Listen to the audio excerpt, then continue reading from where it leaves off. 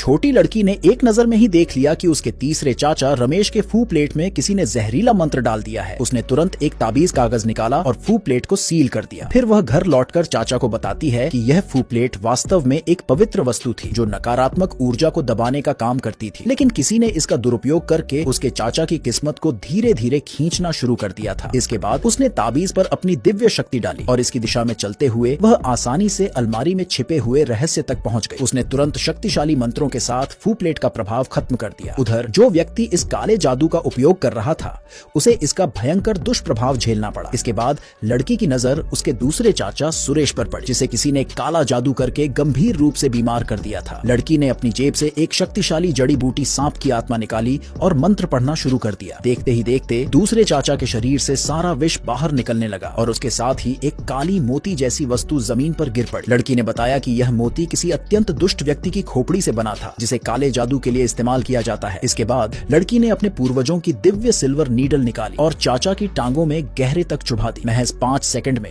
उनके पैर पहले जैसे ठीक हो गए। दरअसल लड़की इतनी शक्तिशाली इसलिए थी क्योंकि वह एक ताओवादी दिव्य बालिका थी, जिसने महज 5.5 साल की उम्र में अपने गुरुओं से सभी अद्भुत विद्या सीख ली थी। लेकिन लड़की को खाने का बेहद शौक था। वह हर दिन 1000 किलो स्नैक्स और 500 बोतल जड़ी बूटी युक्त अमृत पी जाती थी। उसके गुरु स्वामी अनिरुद्ध उसके खाने की मात्रा से तंग आ गए थे, इसलिए उन्होंने गरीबी का नाटक किया और कहा कि वे दिवालिया हो चुके हैं। भाग्यवश गुरु ने उसके असली माता पिता को खोज निकाला। बेटी, मैंने तुम्हें कभी तुम्हारी सच्चाई नहीं बताई थी। तुम्हारे असली माता पिता जिंदा हैं और बहुत अमीर हैं। वे तुम्हारा पूरा ध्यान रखेंगे। लेकिन लड़की इतनी समझदार थी कि उसे तुरंत गुरु की चाल समझ में आ गई। वह जान गई कि गुरु उसे बहलाकर नीचे दुनिया में भेजना चाहते हैं। उसने शर्त रखी कि वह तभी नीचे जाएगी जब गुरु उसे उनका सबसे शक्तिशाली त्रिकाल रक्षा ताबीज देंगे। गुरु ने लड़की की मंशा को भांप लिया और तुरंत अपनी जेब से एक शक्तिशाली ताबीज निकालकर उसे दे दिया। लेकिन जब लड़की ने देखा कि उसे सिर्फ एक ताबीज दिया गया है तो वह रोने लगी। गुरु ने उसे चुप कराने के लिए अपना दूसरा जादुई हथियार, चमत्कारी सिल्वर नीडल